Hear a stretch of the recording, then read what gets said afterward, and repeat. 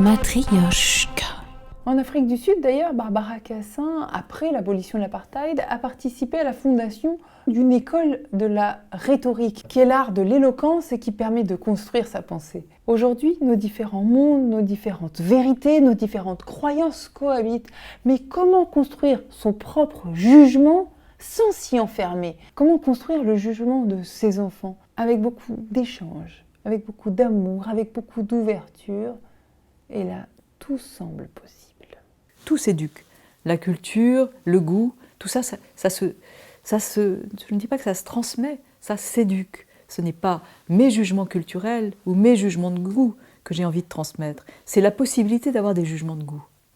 C'est aussi ce que vous dites, la bonté, ça s'apprend, la beauté du monde, ça s'apprend aussi. C'est une posture politique d'une certaine façon, ça aussi. Ah oui, et éminemment. Ce que j'essaye de faire, c'est plutôt de transmettre ce passage entre l'anecdote et l'idée, c'est-à-dire à quel moment on se met à croire ce qu'on croit, à quel moment quelque chose de la vie commence à compter autrement.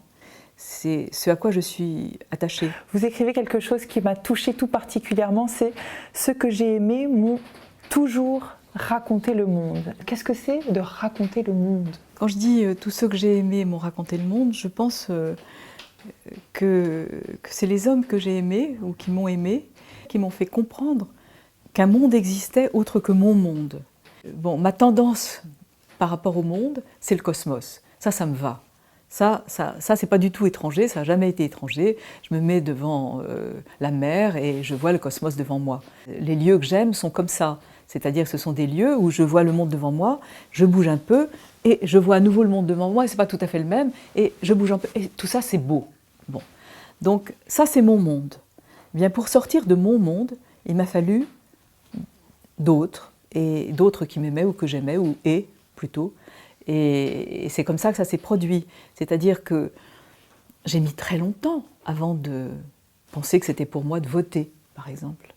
Qu'est-ce que c'est que tous ces gens qui s'agitent pour faire n'importe quoi, pour raconter n'importe quoi, qui font jamais ce qu'ils disent, et de toute façon ça ne change rien. Bon, jusqu'au moment où on me l'a raconté autrement. Et donc, je me suis mise à voter, par exemple. Des choses de ce genre. Cette façon, justement, dont certains ont eu ce rôle de vous aider à sortir de votre monde pour voir le monde un peu autrement, vous aiguiller. Oui. Est-ce que vous avez repris ce flambeau-là aussi pour orienter le regard de vos enfants? Est-ce que vous pensez qu'il y a des choses à faire aussi? Il y a énormément de circonstances terrifiantes dans la vie. Il y a énormément de... Je crois aux luttes de classe, je crois à la misère, je crois, etc. Je crois, je vois. Je sais. Bon. Et en même temps, je pense que où qu'on soit, c'est encore ouvert. Voilà. Et ça c'est peut-être une posture. C'est-à-dire je me dis que, enfin, je ne me le dis même pas. C'est comme ça. Je pense que c'est comme ça. Les enfants, tout ce qu'on peut faire, je trouve, c'est de leur ouvrir le monde, pas de le leur raconter. Expliquez-moi. On peut ouvrir tous les possibles du monde, montrer que on n'en a jamais fini et que quand on croit qu'on ne peut pas passer, quand on croit que c'est fini, quand on croit que c'est impossible, si c'est encore possible. Comment on prouve ça? À chaque geste. Pour moi, c'est ça qui fait famille. Bon, l'exemple que je prends dans mon livre, je ne sais pas, j'avais peut-être 4 ans, 5 ans, je ne sais pas. J'étais donc réveillée en entendant le bruit heureux d'un soir ordinaire. Et je descends de mon lit et je vais jusqu'à la cuisine. Là, on me prend sur les genoux, on me fait asseoir, on me donne un petit truc à manger, à boire, et puis on me recouche. Et tout ça, c'était du bonheur. Et puis, je dors, et puis je me réveille encore. Et là, je redescends, on me fait un câlin de même genre, on me redonne quelque chose, tout ça était tout à fait normal, on me recouche. Bon. Et puis, je me rendors et je me réveille une 3e fois. Et là, je me dis, ça, c'est pas possible. Là, je peux pas. Donc, 3, c'est trop. Et je descends quand même, très effarée de ce que j'osais faire. Mais vous tentiez quand même. Et j'essayais. Et là, on me prend sur les genoux, on me donne à manger, on me donne à boire, on me fait un câlin et on me recouche.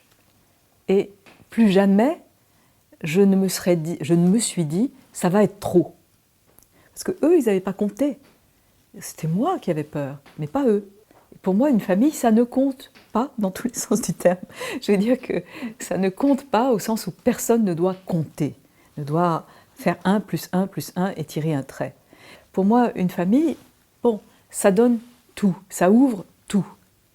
Pas de fond, pas de plafond. Pas de Vous fond, pas de reprenez plafond. René C'est une Char. phrase de Char, oui.